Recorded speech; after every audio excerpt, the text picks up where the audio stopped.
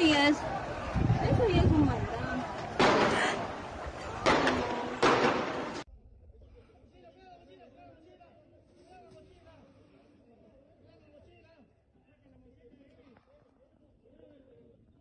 Yo vi cuando...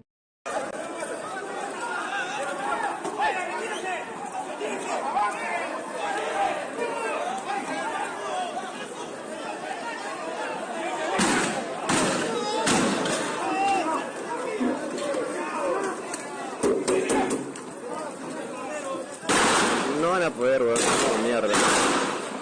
Mira. Puta, de atrás todavía son militares, ¿no?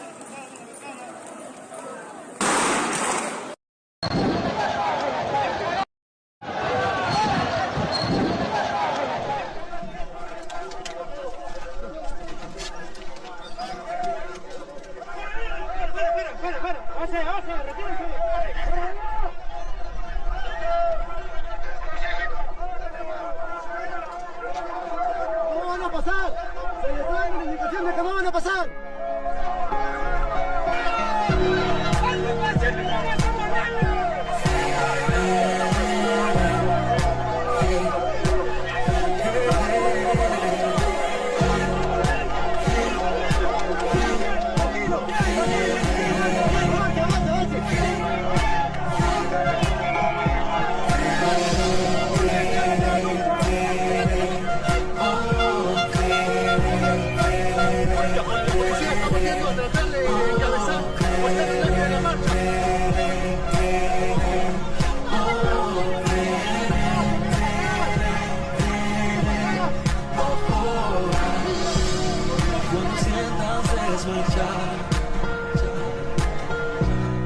Y que ya no hay fuerzas para continuar.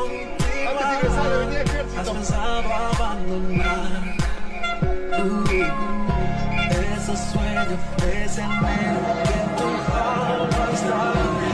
La mente dice no, nada puedes hacer, pero tu corazón no para de creer. Y la mañana se encuentra frente a ti, mas yo sé que la cruzarás, si lo puedes ver.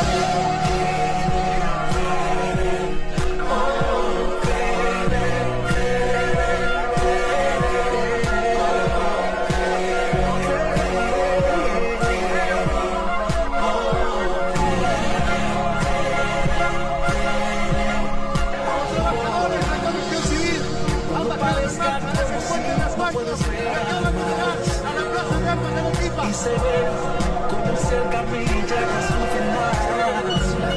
Cuando nadie en ti crea, cuando prefieres. Estamos en Crónica Digital, conversando el café de la Patria Grande, junto hoy con un invitado muy especial, profesor, músico, poeta, filósofo boliviano, Rafael Bautista Segales. Buenas tardes, Rafael, ¿cómo está usted? Un gusto tenerlo acá en Crónica Digital. Muy buenas tardes, Omar. Rafael,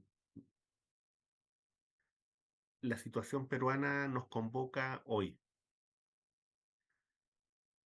¿Cómo ves tú o qué función cumple la geopolítica, ¿no es cierto?, en, en este minuto como herramienta de análisis en América Latina, a propósito de Perú, en su momento a propósito de Bolivia y de otras situaciones, ¿no es cierto?, que están ocurriendo en el continente.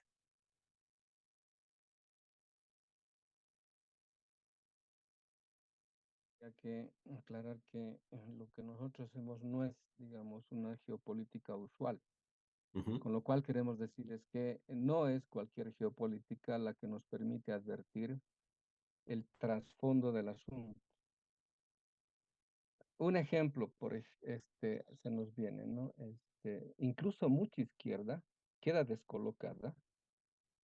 Por ejemplo, he visto cómo estos intelectuales españolitos que se han hecho famosos con nuestros procesos Uno de ellos publicó un Twitter en el cual decía, bueno, a cualquier cosa van a llamar golpe de Estado, si no hay tanques ni militares, decía el día que lo vacaron a Pedro Castillo.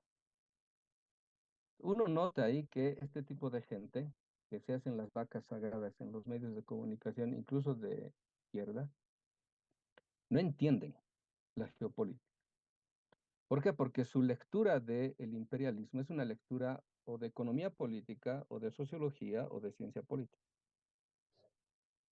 Uno de los que ha puesto menos mal en la tabla de las discusiones actuales el asunto de la geopolítica ha sido Tilio Borón. Y con él podemos decir lo siguiente, ¿no? Es decir, ese desdén que la izquierda le ha tenido a la geopolítica a lo largo del siglo XX es uno de los grandes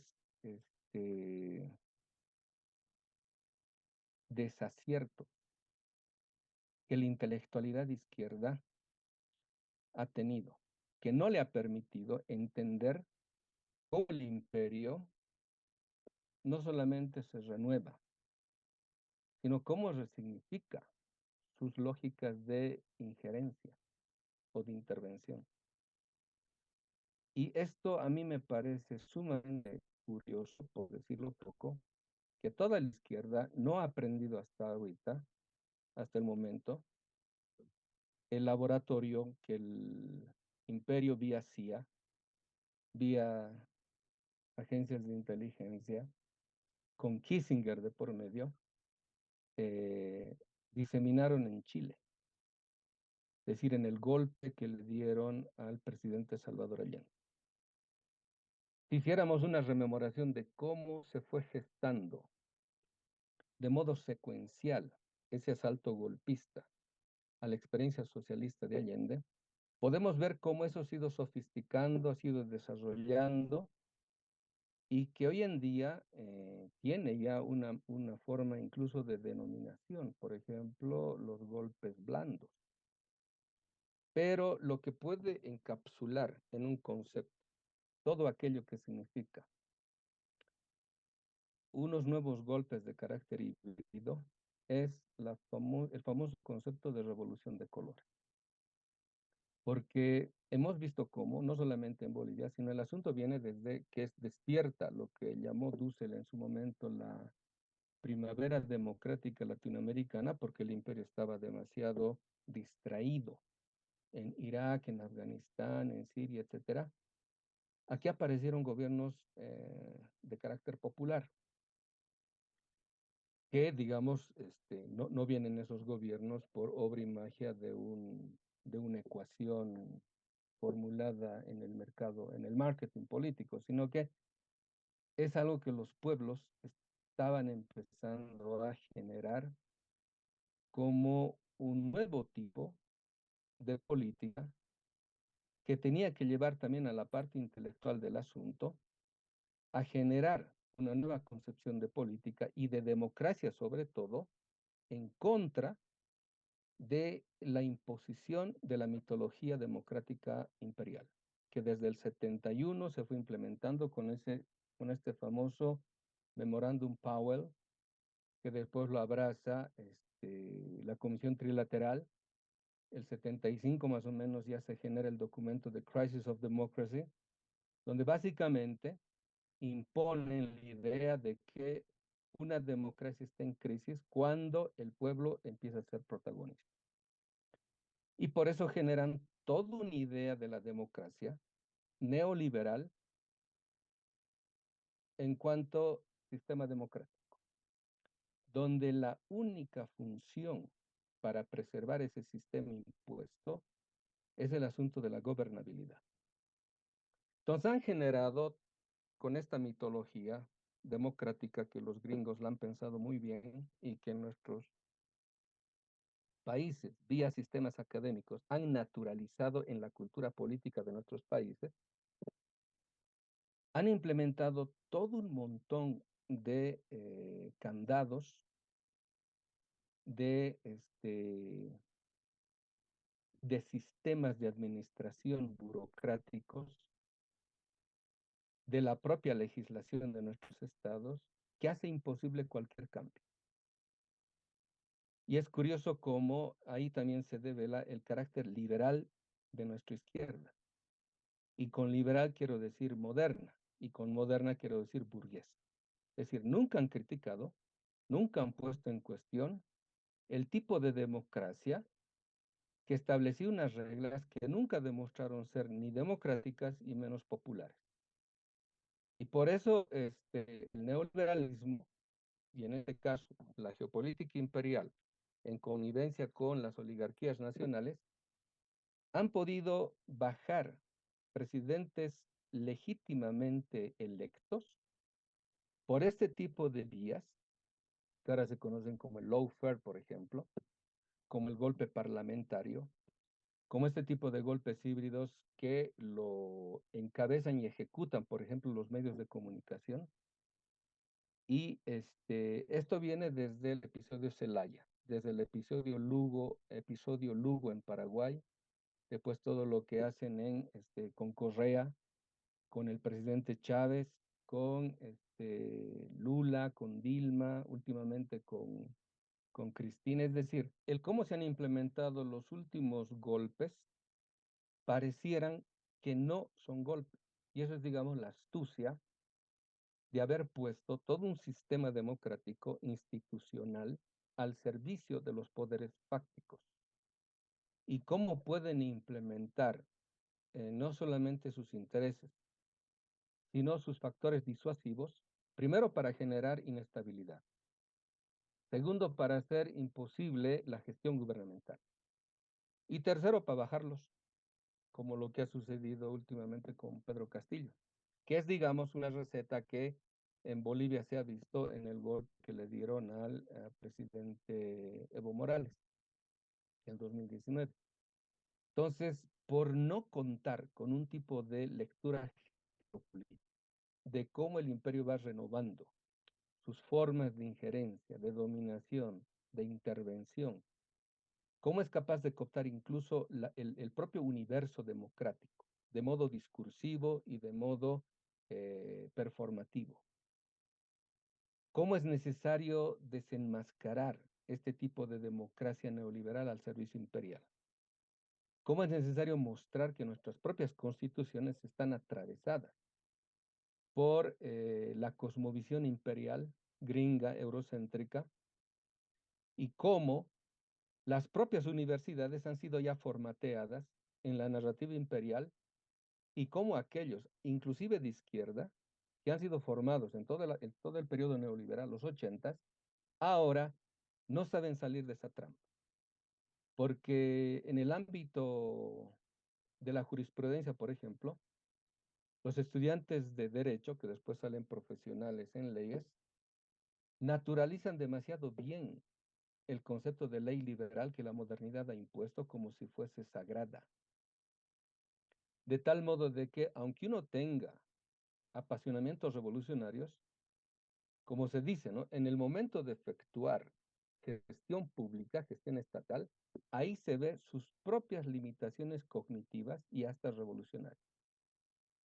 Es decir, a nuestros revolucionarios los han domesticado en el sistema universitario. Los han domesticado vía incluso medios de comunicación. Es decir, si antes, por ejemplo, nuestra izquierda contaba con el fenómeno partido, porque cumplían la función de ser centros de formación ideológica, hoy en día eso ha sido diluido en un simple aparato de cooptación prebendal del Estado. Y para colmo, la derecha ya no necesita la figura partido porque ya no necesita centros de formación política neoliberal y ahora fascista, porque ese rol ahora lo cumplen las universidades y los medios de comunicación.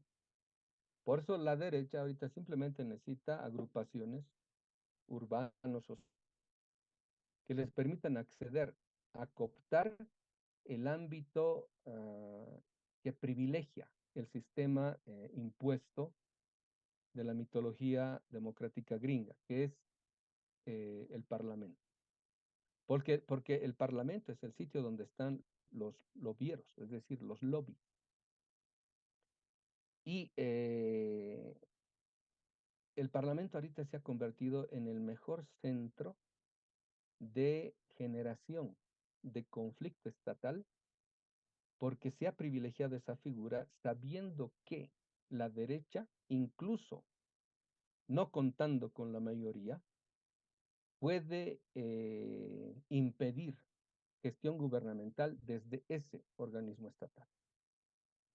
Porque además contiene también al aparato judicial que en todos nuestros estados ha sido cooptado por el lawfare, por la ideología que los gringos han impuesto con este tipo de actualizaciones en el derecho que es implementado vía académica para que nuestros legisladores básicamente actúen como escribanos de todo aquello que se dictamina en otros lados.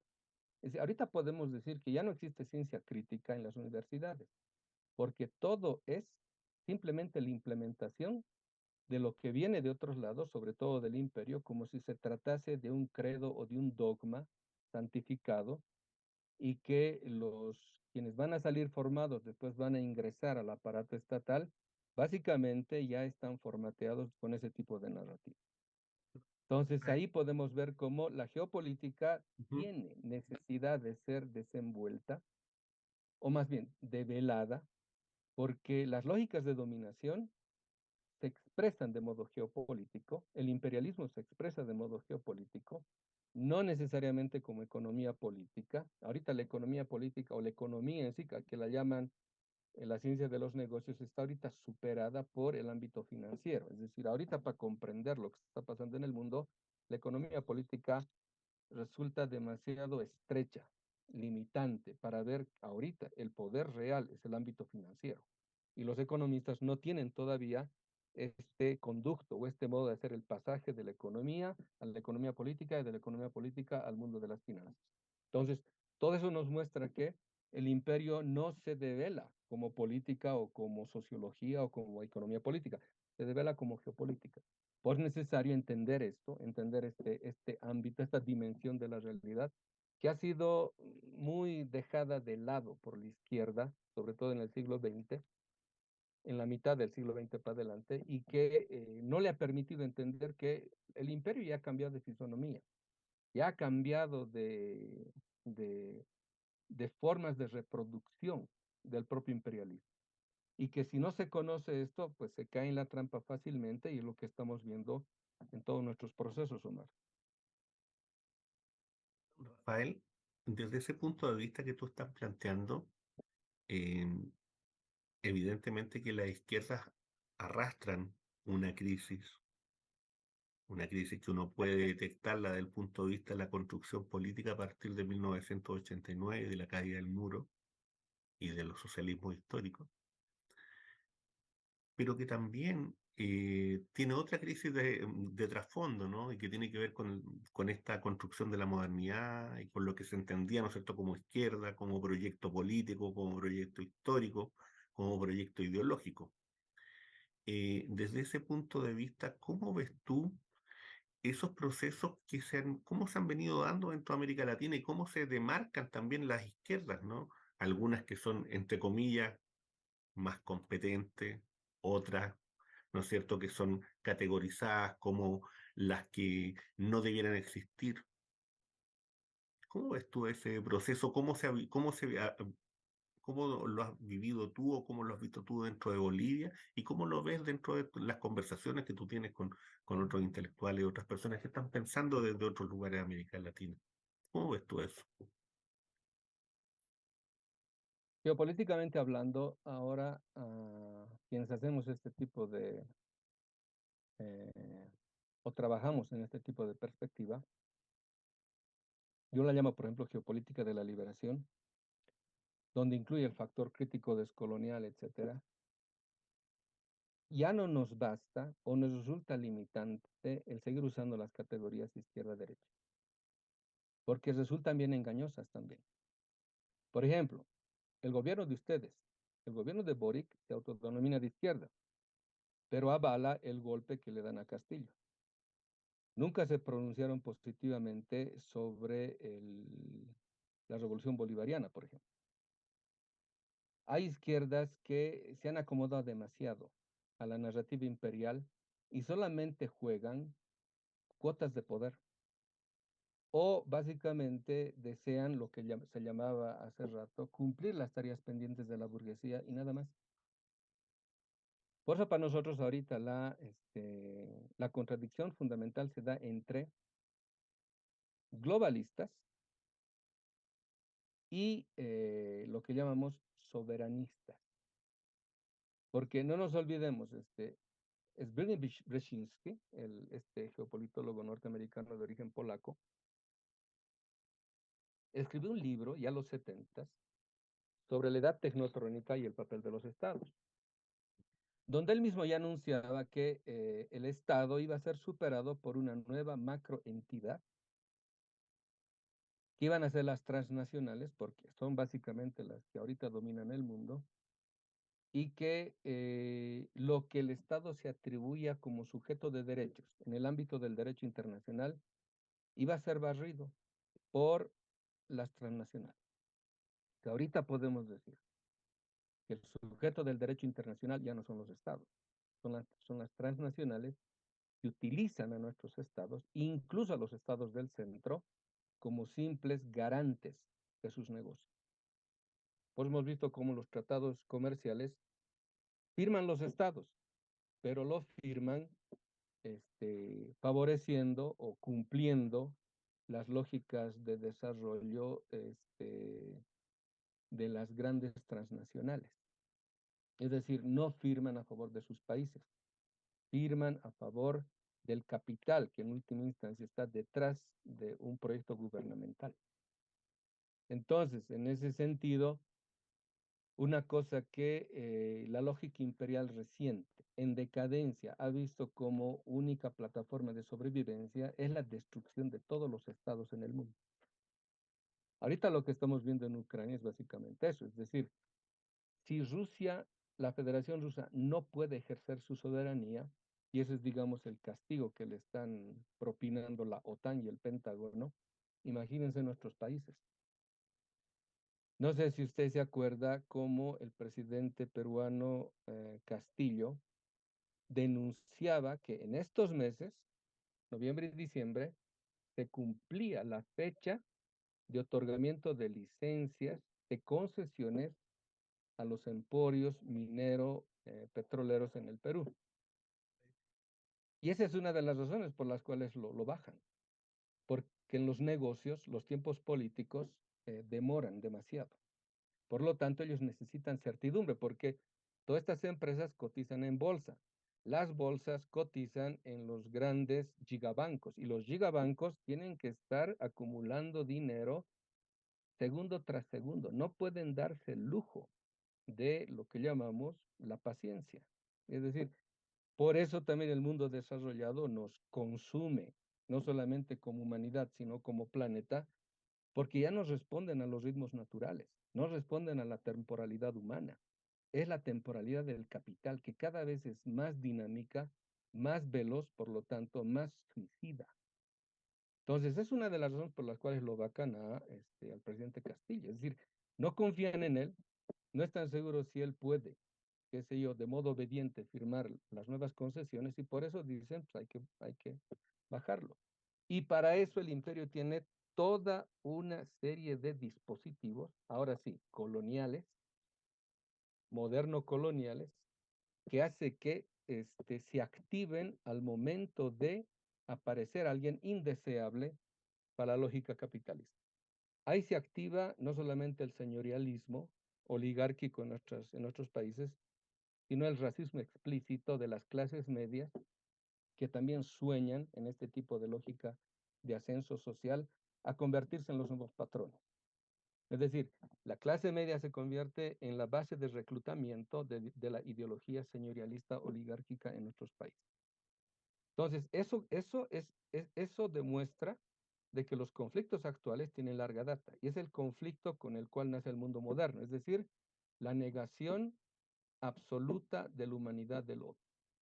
En este caso, el otro es el indio. Y eso es, digamos, un poco lo que vemos en Perú. Es decir, una lección que, digamos, pretenden imponer este, el señorialismo limeño es que no quieren y no van a permitir ellos que ningún campesino sea más presidente del Perú. Es decir, ningún serrano. Porque para ellos, y como para todas nuestras oligarquías, eso es sinónimo de atraso.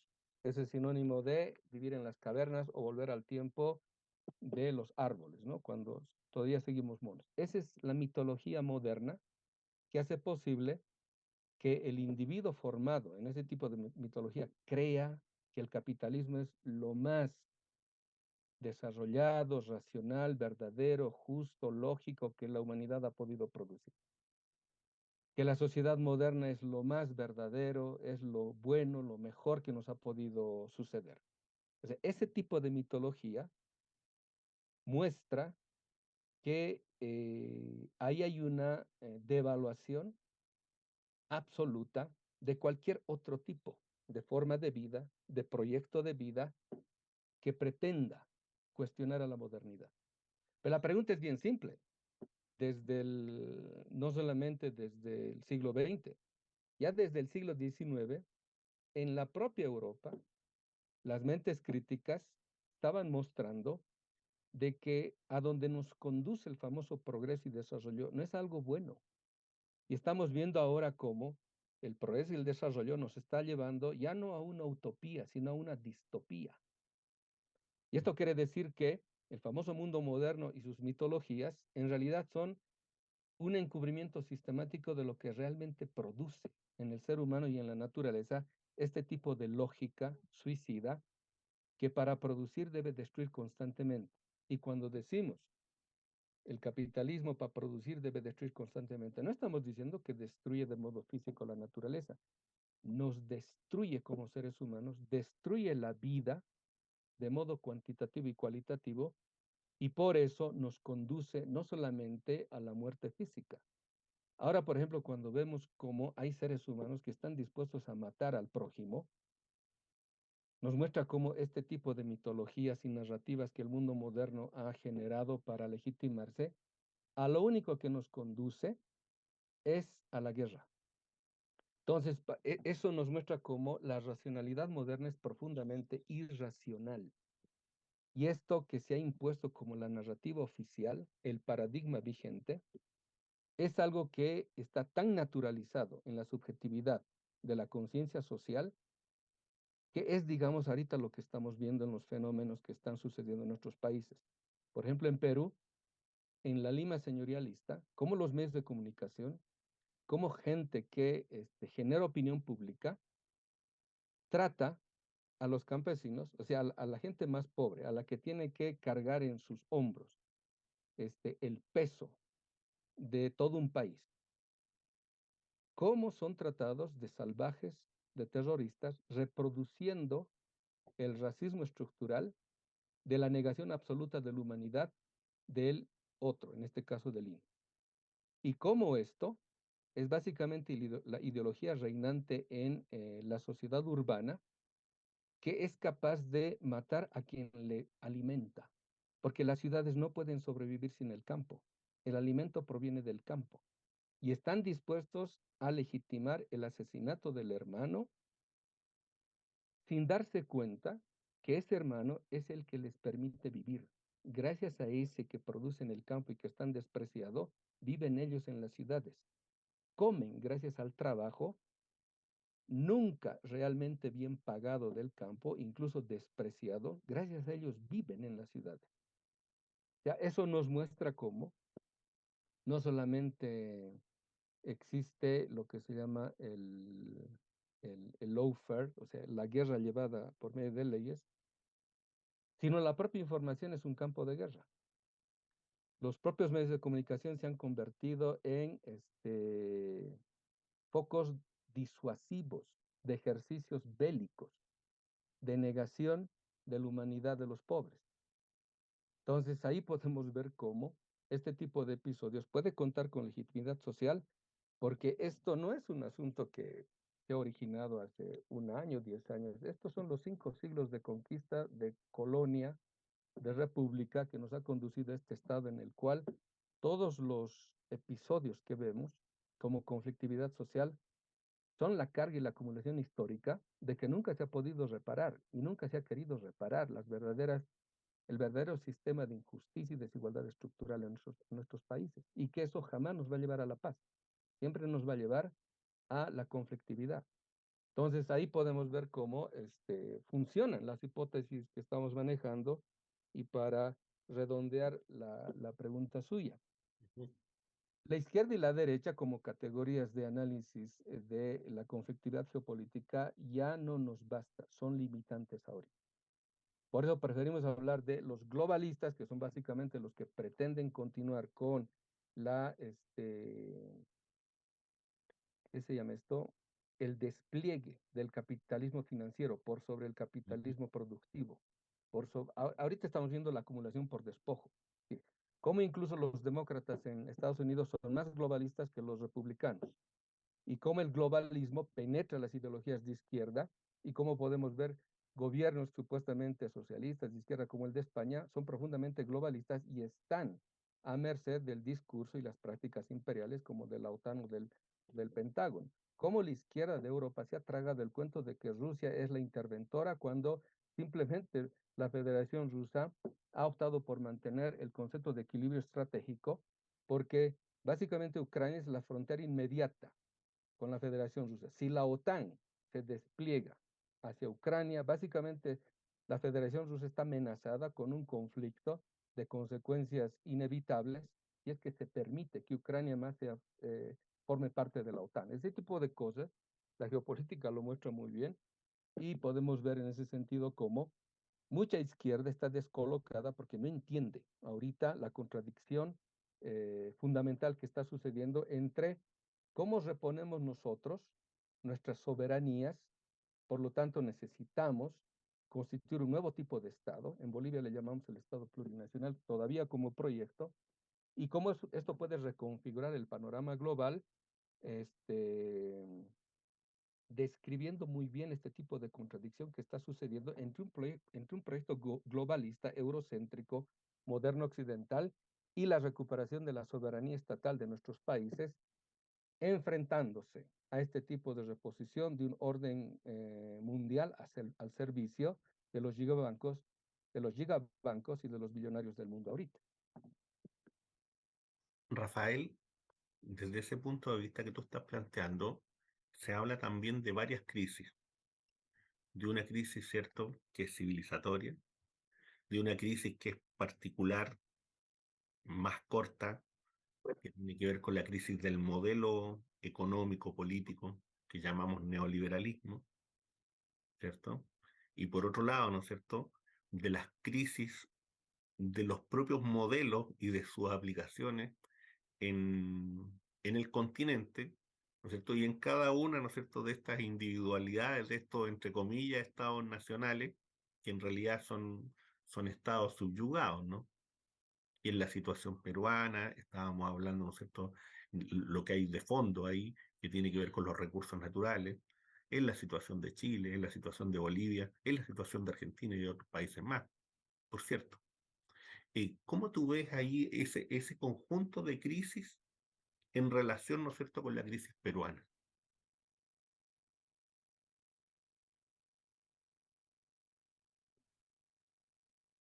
Ahí es básicamente, Latinoamérica ahorita es un área en disputa. Y lo que está mostrando Latinoamérica es precisamente este enfrentamiento, que lo podemos llamar crisis civilizatoria, como crisis de racionalidad. Mm. En el ámbito de la política, ¿cómo describimos una crisis de racionalidad? En el siguiente sentido, y esto tiene que ver con quienes abrazan los proyectos emancipatorios, porque sabemos que la derecha básicamente está en crisis todo ¿qué se llama?, su narrativa. No es creíble, pero lo que hace funcional todavía sus postulados es una cultura, es una civilización que ha naturalizado como credos en la propia subjetividad de la conciencia social una serie de dispositivos que se los activa cada vez que aparece el factor popular como la insurgencia democratizadora en nuestras sociedades. Es decir, si hay algo que puede servirnos de homologación analógica de nuestros procesos, es que todos, en última instancia, denuncian la desigualdad y la injusticia estructural.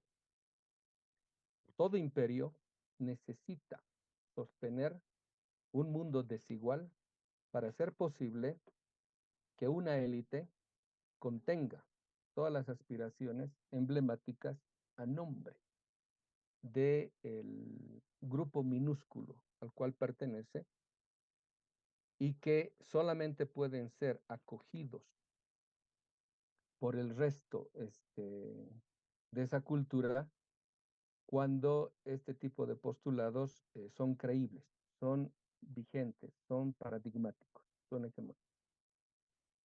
Ahora, si a un derechista lo escuchamos hablar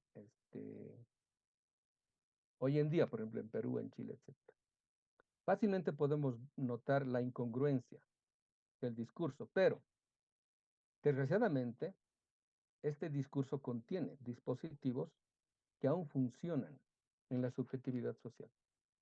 Por ejemplo, la derecha se ha apropiado del concepto de familia, que es algo bien fuerte en el imaginario social. Por ejemplo, cuando la derecha habla de paz, habla de libertad, habla de democracia, la izquierda nunca cuestiona lo que la derecha entiende por esos conceptos. Simplemente los niega. Y la izquierda nunca ha tenido la estrategia de cooptar ese tipo de conceptos madre, si se quiere, para también mostrar que los ideales emancipatorios no son, en este sentido, destructores de los mismos postulados que sostienen el discurso incluso de la derecha en la conciencia social. Entonces, por ejemplo, ahorita es fácil ver cómo la derecha congrega un montón de masa social en torno, por ejemplo, a la denuncia que se hace del ateísmo izquierdista, del ateísmo comunista. Después de que han deshecho la teología de la liberación, que han empezado con los socialistas los cristianos por el socialismo en Chile, y el 89 han terminado de acabar con los intelectuales de esa corriente teológica en El Salvador, cuando han matado a los curas salvadoreños jesuitas. Sí. Nunca más la izquierda ha podido reponer esa pérdida, y esa pérdida crítica. Pero los gringos sabían muy bien que necesitaban acabar con la teología de la liberación, la opción por los pobres, para imponer una nueva funcionalización del cristianismo a favor de la ideología imperial, que se llama la teología de la prosperidad. Entonces, con la teología de la prosperidad se invierte todo, se invierte el mensaje cristiano. Es decir, ahora no son los pobres los que han de recibir las buenas nuevas, ahora son los ricos.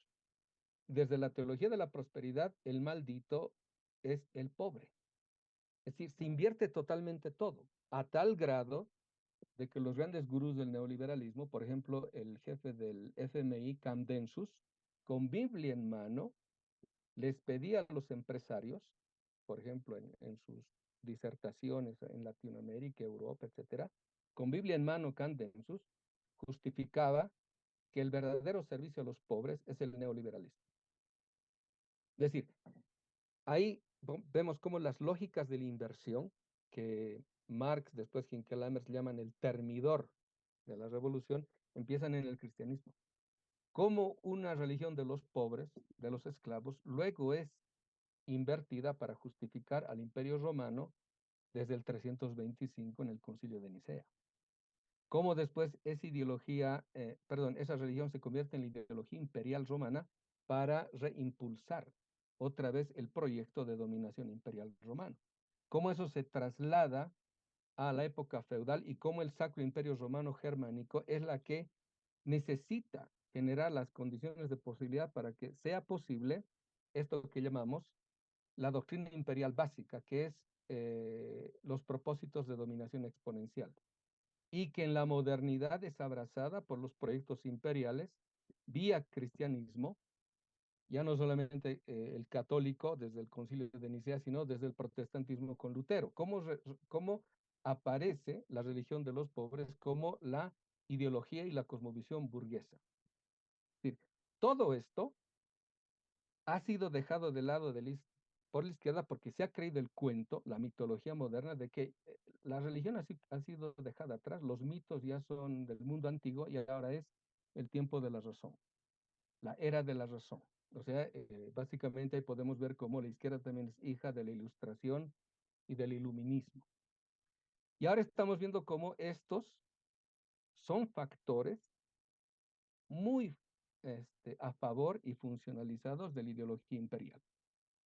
Y cómo a partir de ellos, cualquier discurso que provenga de la izquierda ya es anatemizado por la propia conciencia social permeada por valores imperiales travestidas de religión cristiana en nuestros países. Entonces, ahí podemos ver cómo cuando hablamos de crisis civilizatoria como crisis de racionalidad, estamos viendo cómo la ciencia política en la cual han sido educados nuestros izquierdistas no tienen elementos conceptuales ni categoriales para develar y menos para desmontar este tipo de discursividad que es muy bien funcionalizada y activada en momentos de conflictividad social. Ahorita, por ejemplo, no solamente en Bolivia, nos han hecho golpe de Estado con iglesias protestantes. En Brasil, en Venezuela, en Argentina, en Perú, como las iglesias protestantes, por ejemplo, en Bolivia, demonizan las prácticas espirituales de nuestros pueblos.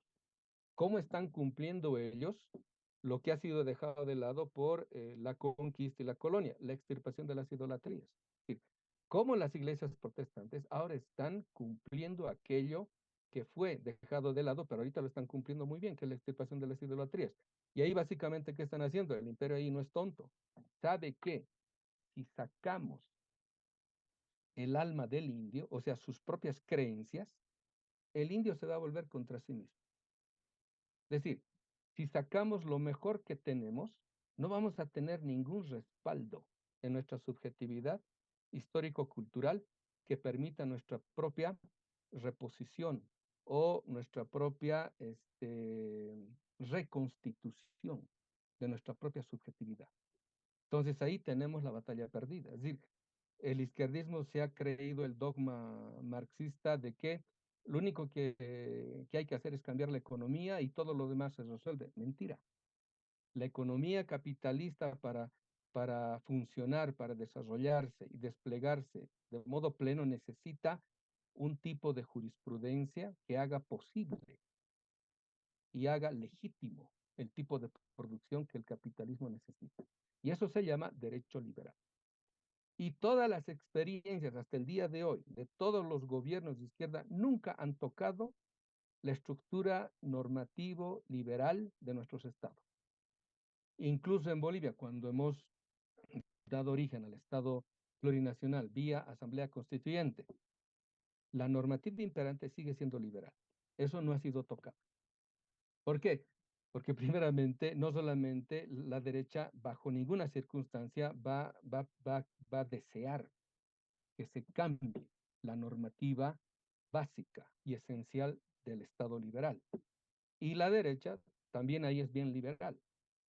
Pero segundo, necesita la derecha tener la seguridad de que su poder no sea, no aparezca como ilegítimo.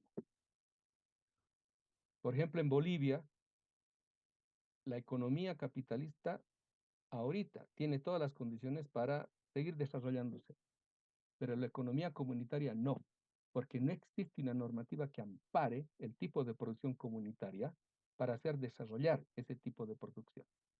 Entonces, en el ámbito de la competencia, cualquier tipo de emprendimiento comunitario sale perdiendo porque las leyes vigentes solo amparan el tipo de producción capitalista porque la normativa sigue siendo liberal.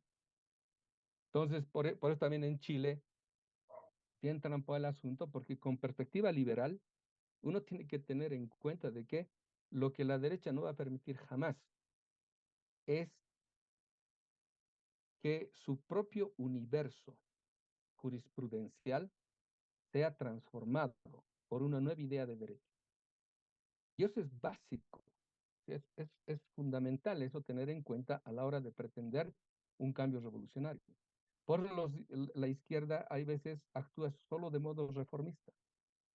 Y resulta curioso, ¿no? Cuando vienen con un discurso así grandilocuente, revolucionario, etcétera, en el momento de la gestión, lo único que hacen es reformas, porque creen ingenuamente que pueden proponer una revolución bajo el consentimiento oligárquico. Y ahí se aplazaron.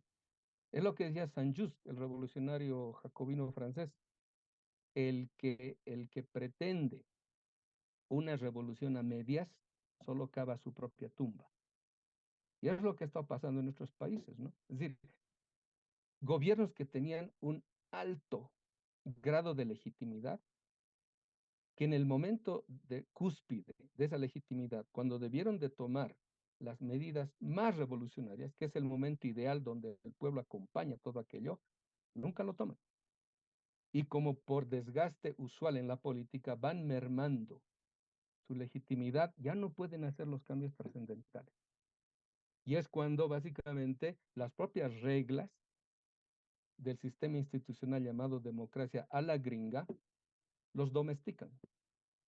Y los prácticamente los van encerrando en un callejón sin salida, en los cuales tienen que aceptar pues toda la normativa vigente y simplemente aparecer como reformistas, sin saber que aún apareciendo como reformistas, igual la derecha los va a bajar, como ha sucedido en Bolivia, ¿no? Pretendiendo que los agroindustriales del oriente, de aquí de los cruceños, el poder económico Camba que le llaman, y iba a admitir que el Evo siga de presidente.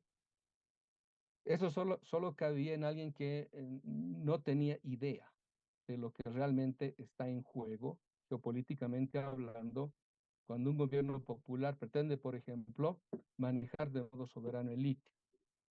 Eso no iban a permitirlo. Y el que pretende pactar con quienes no debería de pactar, al final descubre de que los supuestos, qué sé yo, los supuestos aliados no lo son. Y en el fondo simplemente te dan un apoyo circunstancial, pero en el fondo, por el propio tipo de ideología oligárquica señorialista, pueden negociar todo, pero nunca van a negociar su condición de superioridad sobre el indio. Porque condición sine qua non para que exista oligarquía es que hay indios. Aquí hay superior, tienen que ser inferior. Eso jamás lo van a negociar. Ese es el juramento de superioridad de las castas oligárquicas en nuestros países.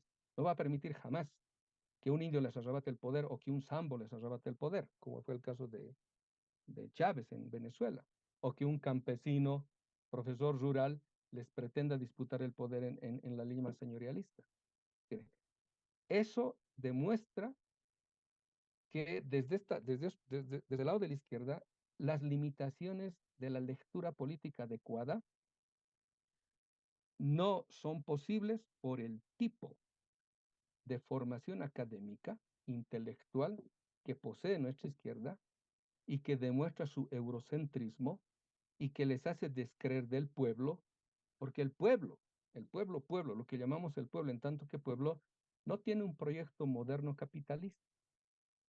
Tiene otro tipo de proyecto de vida que hace resurgir en nosotros la necesidad de aprender y comprender qué horizonte de vida está detrás de todas las luchas indígenas y populares en nuestros países. Y no es el horizonte moderno capitalista. Es el horizonte de restitución de nuestras culturas y nuestras civilizaciones. Por eso hablamos de lucha, de crisis civilizatoria, porque está desmoronando la civilización moderna occidental con todos sus prejuicios, todos sus credos, sus dogmas, sus valores, sus creencias, y sin embargo, nuestras élites que se han formateado en torno a ese tipo de creencias, no pueden ser capaces de transformar esas creencias por otras. O sea, no pueden hacer el pasaje existencial de pasar de una forma de vida a otra forma de vida. Por eso decimos, la descolonización no es simplemente un cambio de teoría, es un cambio de vida.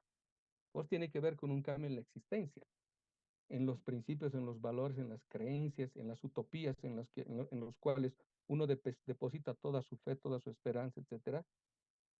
En eso tiene que ver en última instancia.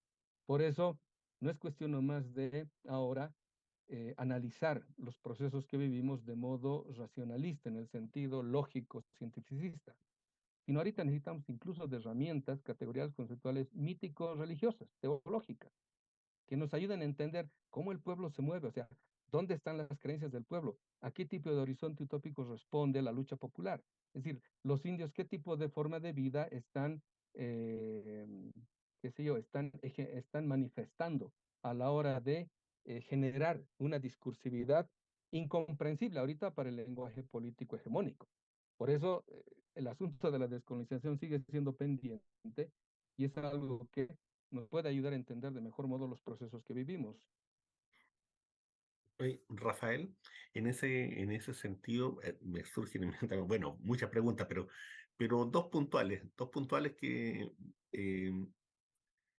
la izquierda no diferencia entre espiritualidad y cristiandad, pareciera, de lo que te escucho, por una parte, y por otro lado, llamemos así, las élites señoriales, las élites coloniales, las élites de América Latina, ¿no es cierto? Eh, estas élites que han construido el poder, que han construido los estados, sí tienen claro que hay un componente teológico en toda esa mirada, sí tienen claro que hay un componente de fe en la misma construcción, ¿no? En la misma construcción del Estado moderno, en la misma construcción del modelo económico, del modelo político, y usan esas dimensiones, construyen esas dimensiones de fe. Y pareciera ser que la izquierda no es capaz de entender ese proceso.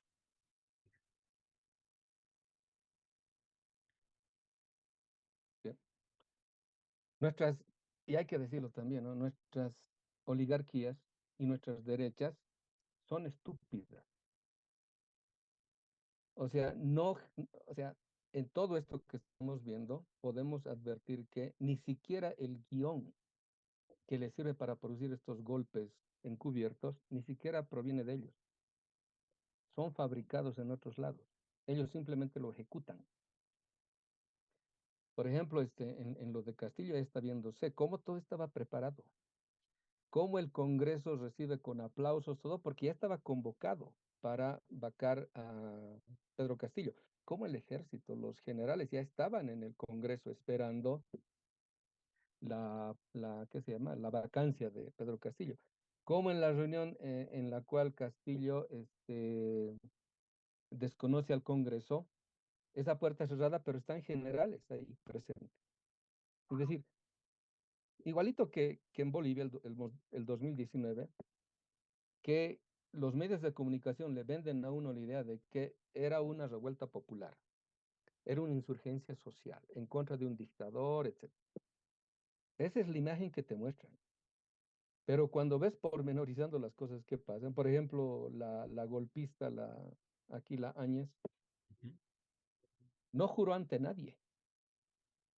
Es decir, ahí no hubo sucesión constitucional, tampoco hubo un procedimiento normal dentro del Congreso.